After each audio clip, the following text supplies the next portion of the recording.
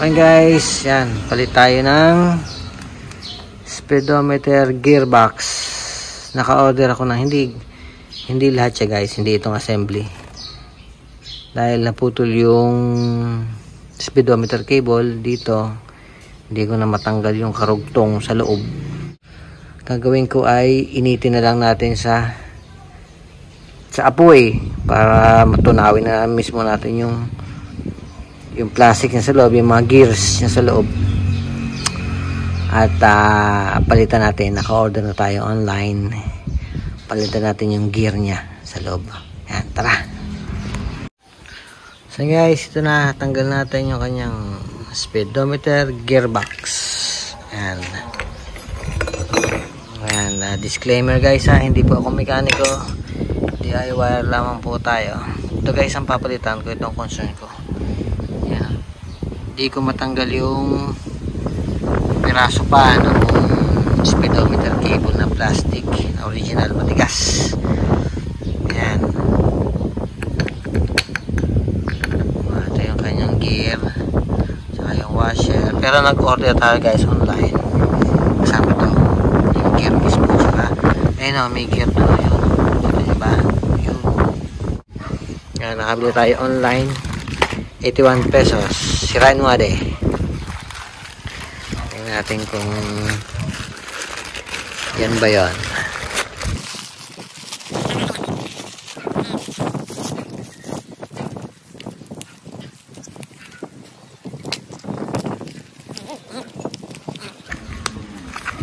Yun, 81 pesos guys, kasama ang shipping. Yan, repair kit ng meter gear.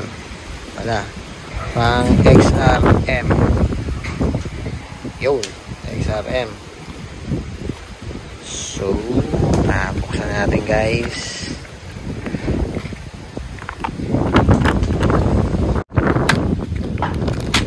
Ayan, ayaw. Oh. Ito siya.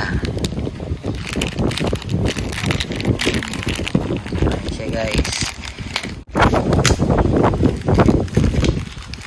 Kukumpara lang natin.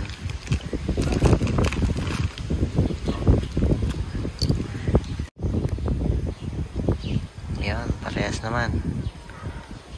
Magsing laki naman sila. Tapos mas makapal ng konti yung kanyang gear. Yan, niluto ko. Kaya matanggal yung plastic. Oh. Ayan na siya guys. Sinuka na rin. Natin kung meron pa. Ayan, init pa.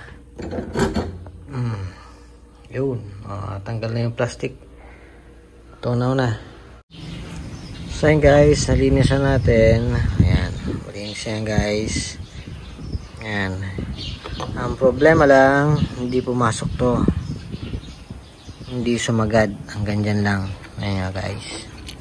Ayan. Hanggang dyan lang.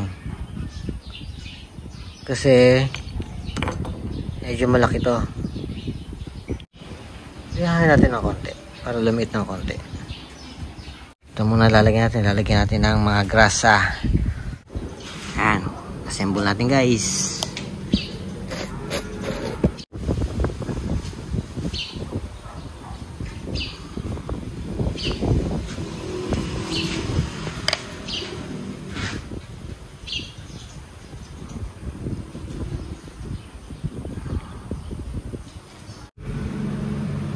Tapos ito.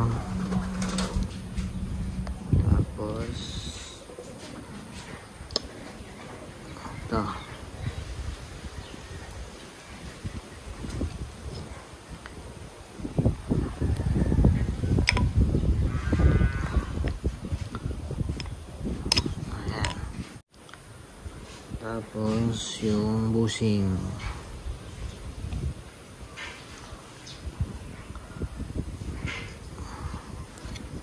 Disclaimer lang guys ha, hindi po ako mekaniko, DIY lamang po tayo. So itong cable natin Ay, ilalagyan na rin natin kahit isang grasa yung loob para sigurado. Tapos testing tayo.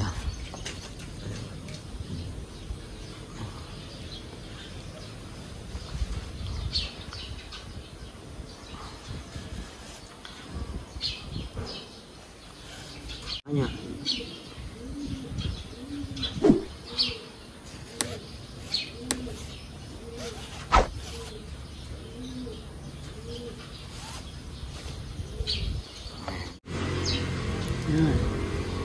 Nice. Hindi mo.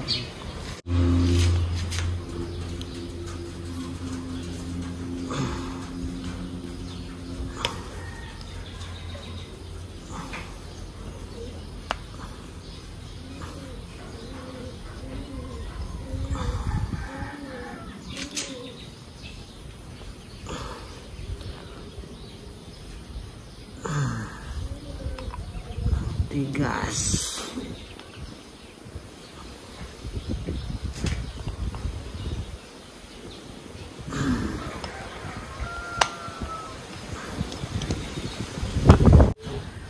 Ayan, ang mangyayari guys kapag aftermarket ang bibili nyo, hindi talaga siya swak. Kailangan liyahin yan para pumasok dito. Yan, liyahin nyo yun guys kasi ayaw pumasok. Tapos yung kabila guys ay dito natin sasalpak. Yan, ito yan. Ito.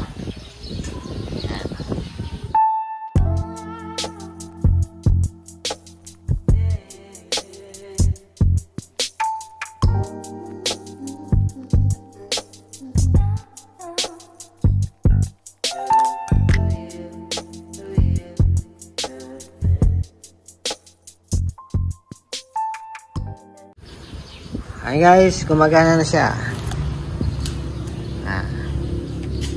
Pinaikot natin yung gulong. Ito kasi ayusin pa natin to guys. Ayan o, masyadong nakaharang dito sa ano. Yung huli kasing gumamit ito, yan ang adjustment nya. Wala lang kasi akong allen wrench para maano natin yan, maayos. Ayan o, 12-22771 naman, yan, tanda nyo yung 1, iikutin natin yung gulong, gagana siya. Oh, ayun, diba guys, gumagana na. Ayan, okay na. Tapos pupunta na sa 2 yung ating 1. Okay na guys, okay na. Okay na. Okay na. Ayan guys, naayos na natin yung ating speedometer cable. Yan. Dahil replacement lang siya, kailangang lihahin. Kasi hindi guys nag-fit dito. Masyadong malaki yung kable nito. Konting liha lang naman guys para maisuksok natin dito. Tapos yung ating gear sa loob, yung pinalta natin kanina, kailangan din lihahin ng kaunti para pumasok. Ayan, hanggang dyan. Tapos yan guys, ayos natin. Ayan, unti-unti ayos natin yung ating motor. Next is ito, yung speedometer sensor. Ayusin natin yan. Tapos itong lock, ayusin din natin yan. Tapos lilinisan natin. Ayan, tapos ito, naayos na natin yung ating third handbrake. Okay na siya guys. Ang kulang na lang niya ay pintura tsaka yung spring dito, push spring. Tapos ito, kapag nakakita ako guys sa magandang bracket ay ayusin ko na lang. At least meron na tayong idea kung paano.